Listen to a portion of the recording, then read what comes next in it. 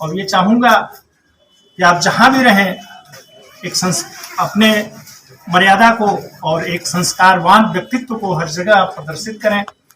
अभी भाई चंद्रभान जी यहाँ उपस्थित होकर के बाबा साहब की प्रतिमा आपको भेंट करी है, और बाबा साहब की प्रतिमा वो शीशे में मढ़ी हुई है, देखने में लग रहा है कि, लेकिन समझना होगा शिक्षा के अलग को जगाने में, और आज एकता, समता, बंधुत्व, भाईचारा की बात सोचने वाला और कहने वाला, और संविधान की प्रस्तावना में यह डालने वाला कि भारत के लोग भारत की एकता, अखंडता, संपूर्णता, भाईचारा के लिए समझना होगा ऐसे व्यक्तित्व को। और ऐसे व्यक्तित्व की प्रतिमा आपके हाथ में भैया चंद्रभान जी ने दिया, ये बड़ा ही अच्छा लगा। कोटि कोटि बधाई आप देने वाले को भी और लेने वाले को भी। मेरे पूजनीय पिताजी एवं पूजनीय माताजी एवं सोम विवाह सेवा ट्रस्ट के आयोजक श्री महेंद्र कुमार पटेल जी एवं अन्य बड़े सम्मानित एवं मेरे छोटे भाइयों एवं बहनों से आप सभी लोग को मैं आभार प्रकट करना चाहता हूं कि आप लोग यहाँ आए हैं और मुझे सुनने के लिए समय दिया। और मैं सभी यहाँ उपस्थित श्रोतागण और सभी अन्य जो लोग हैं सबको मैं आभार व्यक्त करना चाहूँगा कि इन्होंने मुझे सम्मानित किया, और उन्होंने मुझे सम्मानित कर यह दिखाया कि बाकी लोगों को प्रोत्साहन मिले। जैसे मैंने SSC-CGL 2022 में असिस्टेंट अकाउंट ऑफिसर, जो एक ग्रेडेड ऑफिसर है, उसकी परीक्षा पास की है। उससे पहले मैं IIT हैदराबाद में था जहाँ से मैंने BTech पास किया है। उससे पहले मैं हाई स्कूल और इंटरमीडिएट जवाहर विद्यालय सोनभद्र से पास किया है।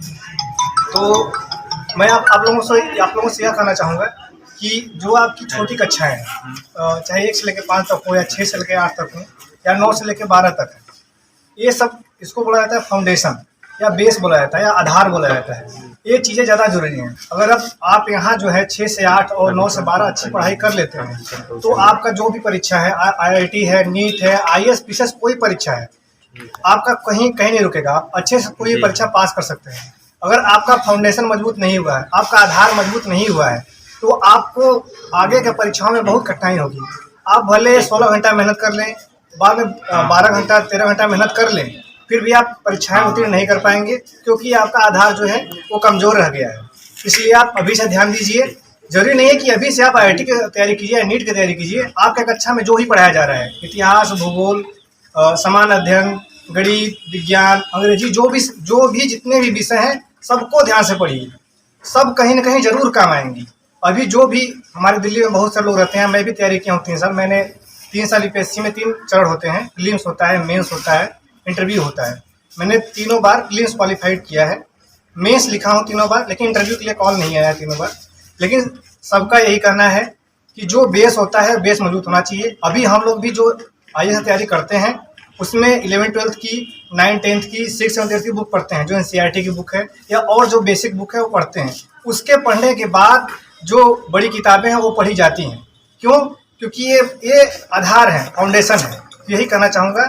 और यह है कि दूसरी बड़ी बात यह है कि आप डिसिप्लिन बना कर रखिए। डिसिप्लिन मतलब पढ़ने का डिसिप्लिन। मतलब ये मत सोचिए कि अब एग्जाम आने वाला है, परीक्षा आने वाला है, तभी मैं पढ़ूंगा। आप रोज 2 ही घंटा पढ़िए। मतलब यहाँ से जाने के बाद 2 घंटा पढ़िए, 3 घंटा पढ़िए, 4 घंटा पढ़िए, लेकिन डेली पढ़िए। और समझ लीजिए कि आप अगर 3 दिन का मान लीजिए समय लेते हैं, 3 दिन में 4 या 12 घंटे हो गए। लेकिन आप सोचेंगे एक दिन में मैं 8 घंटा पढ़ लेता हूँ, तब भी वो बराबरी नहीं कर पाएगा। अगर 4 घंटे 3 दिन पढ़ेंगे तभी वो 12 घंटे हो जाएगा। इस तरह से आप महीने का सोच सकते हैं कि मान लीजिए अगर महीने में अगर 4 घंटे पढ़ते हैं, 120 घंटे हो गए।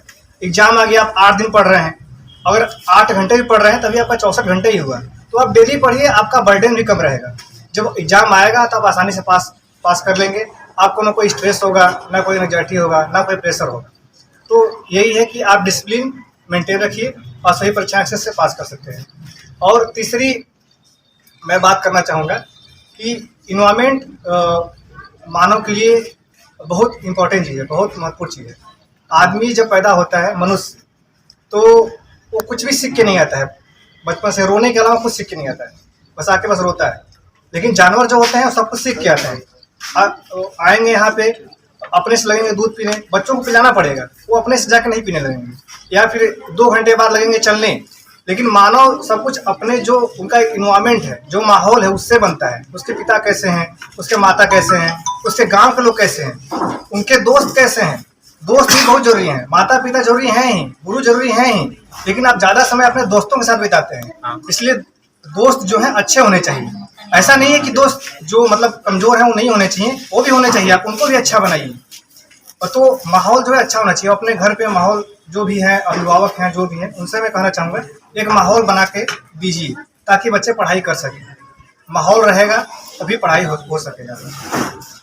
और किसी भी बच्चे के पढ़ाई में केवल उसी का योगदान नहीं होता है, सबका होता है। उनके शिक्षक का होता है, अध्यापक होता है, पिता का होता है, माता का होता है, उसके भाई का होता है, उसके बहन का होता है।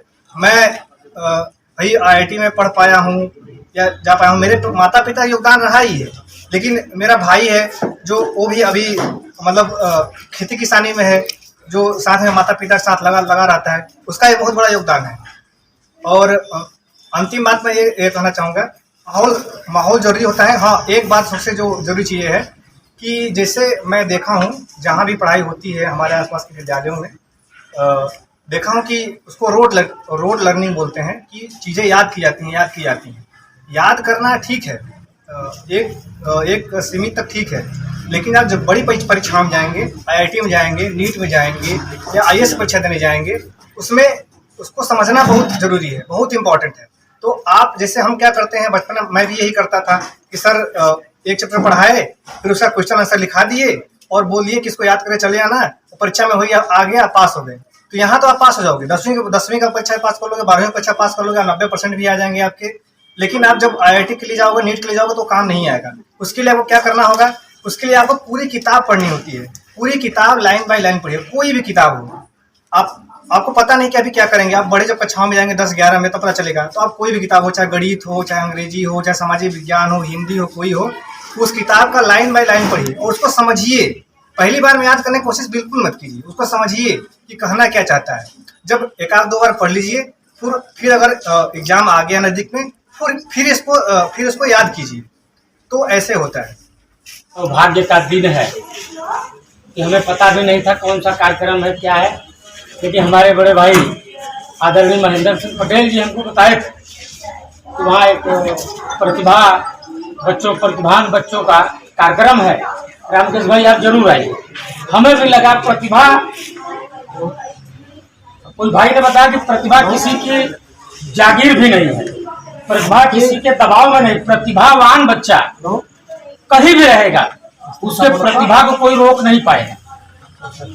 इस विद्यालय के सबसे पहले हम इस विद्यालय के प्रबंधक एवं पूरा कमेटी को अपने दिल की गहराई से बहुत बहुत धन्यवाद देते हैं कि आपने मेहनत किया और उस विद्यालय को स्थापित किया।